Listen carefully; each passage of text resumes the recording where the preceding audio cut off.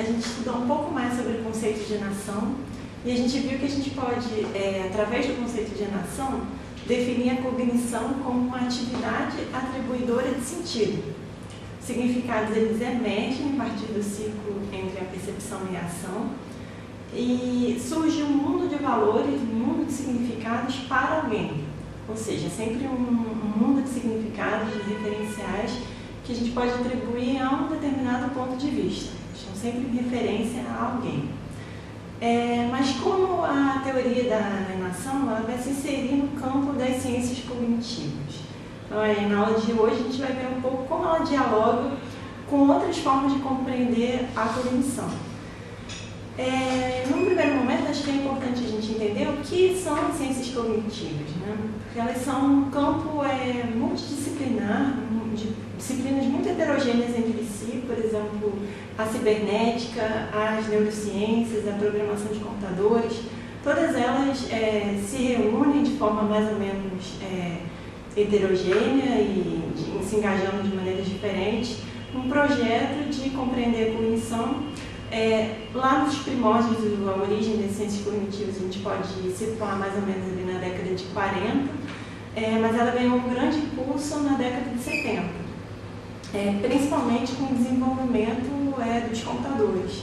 Então, as ciências cognitivas elas foram marcadas em seu início pelo desenvolvimento da tecnologia, com uma certa comparação, uma certa analogia entre os processos cognitivos e a computação simbólica. Então, as ciências cognitivas, elas, de certa forma, em sua origem, né, pelo menos no seu momento inicial, elas se apoiaram fortemente sobre essa ideia de que a cognição pode ser compreendida como computação simbólica. E aí, o que a gente pode entender com isso? Né? Que conhecer seria manipular símbolos, assim da mesma maneira como o computador o faz. A gente poderia dizer que os processos cognitivos podem ser simulados em computadores e apenas a base material mudaria. A gente funcionaria, por exemplo, a cognição humana funcionaria exatamente da mesma maneira que um software de computador, apenas a base material seria diferente. Então, as ciências cognitivas elas apostaram fortemente nisso.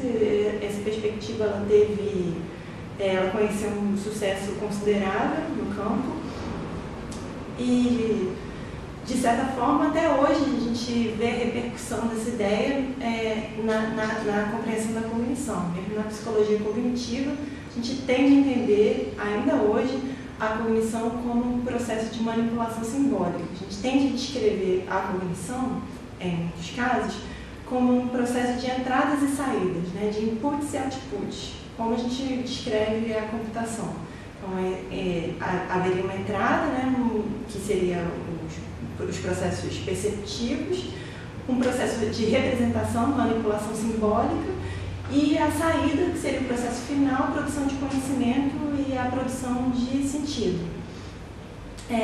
A base dessa ideia de que a cognição é computação simbólica é a noção de representação, de que há um sujeito separado de um objeto e que a função da cognição seria representar esse objeto para o sujeito.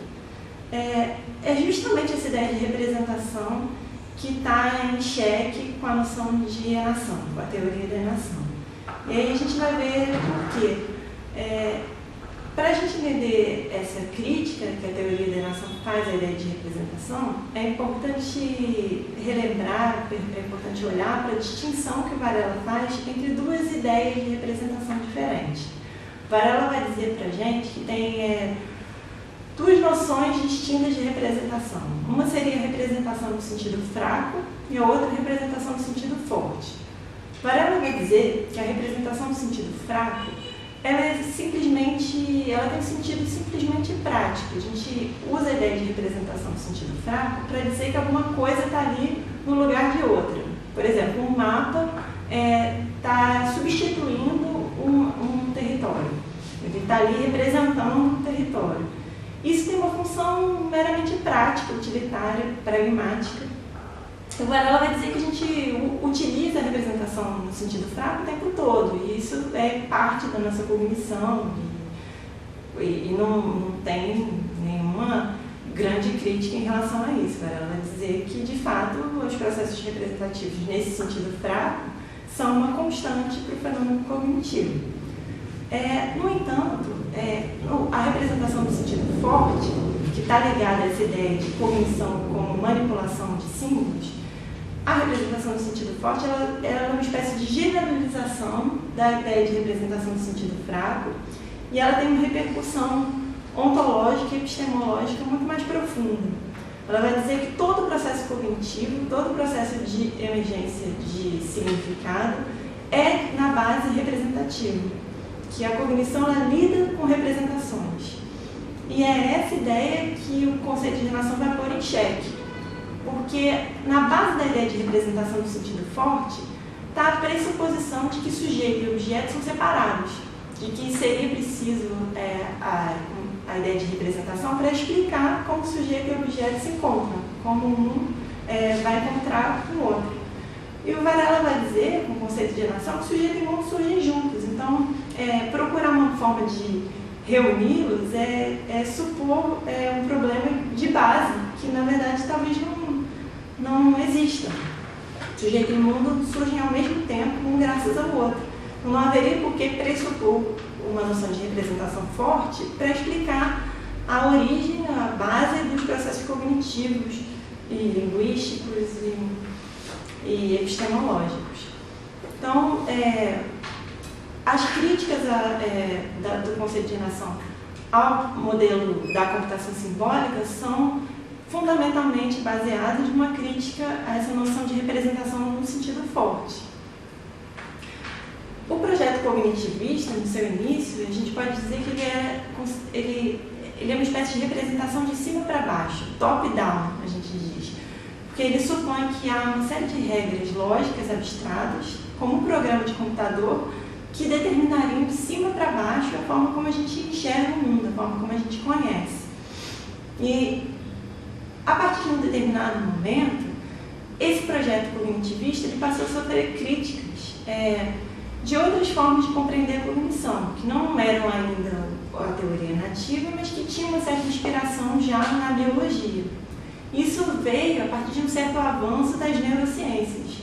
O estudo do cérebro e do sistema nervoso passou a mostrar como os neurônios funcionavam em rede e faziam emergir determinados padrões. E aí começou a se questionar um pouco esse modelo de compreensão da cognição como um sistema linear de entradas e saídas, de manipulação simbólica. E aí o modelo começou a ser mais próximo da biologia. E esse projeto, esse modelo, em contraposição ao modelo cognitivista da programação de computador, passou a se chamar modelo conexionista. É um projeto conexionista, porque tem a ver com essas conexões de redes de neurônios. E esse modelo conexionista procurava uma explicação alternativa para o modelo da manipulação simbólica. Esse modelo conexionista, ele é interessante, ele de certa forma influenciou em alguma medida a própria teoria da nação. Ela usa um vocabulário que é próximo à teoria da emergência, porque ela fala de emergência de sentido a partir de redes de neurônios, né, que são redes subsimbólicas, elas não são propriamente representativas, não funcionam tendo como base a representação. Elas usam um vocabulário que é mais próximo da biologia. Conexões, redes, emergência. No entanto, ela ainda não chega a afirmar, como a teoria da nação vai afirmar, ela ainda não chega a afirmar com a emergência de sujeito-objeto. Para ela ainda é possível, para o modelo conexionista, ainda é possível estudar a cognição com modelos simplificados, ainda há um sujeito que é separado de um objeto, e ela aposta em alguns modelos de simulação um pouco mais complexos, um pouco mais elaborados que o do projeto cognitivista. Então, seriam formas de simulação com processamento paralelo, são os esquemas mais complexos de simulação, mas ainda assim são simulações de situações simplificadas que não admitem, que não abraçam, como a teoria da nação abraça, ambiguidade, multiplicidade de sentidos, e principalmente a coemergência de sujeito-objeto. Então, retomando o tema da aula, né, como a gente poderia situar a teoria da alienação nesse campo, né? Então, de um lado a gente tem o projeto cognitivista, de outro lado o projeto conexionista. A teoria da alienação ela vai encontrar alguma ressonância no projeto conexionista, mas, ao contrário desses dois projetos, ela vai se colocar como uma abordagem complementar que não se situa nessa separação entre subjetividade e objetividade. O que o Varela vai dizer é que os modelos que tentam explicar a cognição, eles partem de uma questão que para ele não faz sentido. E essa questão é, onde se situaria o conhecimento, né? Onde se situa o sentido? No mundo ou no sujeito? E o Varela vai dizer que essa pergunta, onde está o sentido, ela é mais ou menos como perguntar o que veio primeiro, o ovo ou a galinha. A posição da galinha seria como supor que há, de saída, um sujeito que conhece, que antecede a atividade do conhecimento, e a do ovo seria supor que o conhecimento está lá, pronto a ser captado, existe independente de qualquer subjetividade. E a teoria da alienação ela vai dizer que a própria pergunta não faz sentido, que tentar situar um ou outro, dizer qual posição é mais originária, é um falso problema, uma questão que não faz sentido, se a gente considera com emergência. Então a gente diz que a teoria da alienação é uma teoria da cognição encarnada, porque ela supõe essa ideia de incorporação. Ela não só leva em consideração o corpo como base da biologia, tendo como base a biologia do conhecimento e os conhecimentos que a biologia nos traz, mas também porque ela supõe uma certa incorporação por parte de uma coletividade. Ela está inserida em um contexto que é tanto cultural quanto biológico, como a gente viu. Ela depende de um certo histórico de acoplamentos estruturais. Então, a teoria da alienação, ela supõe uma certa redescoberta do senso comum, de uma multiplicidade, uma ambiguidade de sentidos que não se reduz nem ao mundo com propriedades pré-determinadas e nem um sujeito que criaria arbitrariamente os sentidos. Então, tem uma frase, uma citação do Varela no livro Conhecer, que esse livro Conhecer é a referência para essa discussão que a gente está fazendo aqui nessa aula. É a referência para compreender como a teoria da alienação se situa frente tanto ao projeto cognitivista quanto ao projeto conexionista. Então, nesse livro Conhecer, tem uma citação que é importante para a gente entender essa ideia, que diz assim: o contexto e o senso comum não são artefatos residuais que possam ser progressivamente eliminados graças a regras mais sofisticadas. São, na verdade, a própria essência da cognição criadora. Então, essa citação do Varela nos mostra que o projeto da teoria da alienação, ele tem radicalmente, ele aceita na base do seu processo de conhecimento da cognição a ambiguidade, a multiplicidade. Então, a maneira como ele vai encarar a cognição e vai procurar estudá-la, ela é diferente de saída, tanto do projeto cognitivista quanto do projeto conexionista. Então, na próxima aula, a gente vai ver mais de perto como é que a teoria da alienação vai procurar concretamente desenvolver seus projetos de pesquisa. Que tipo de programa de pesquisa, de estudo da cognição ela vai propor. Na próxima aula, a gente vai falar um pouco sobre os métodos de pesquisa baseados numa abordagem alienativa.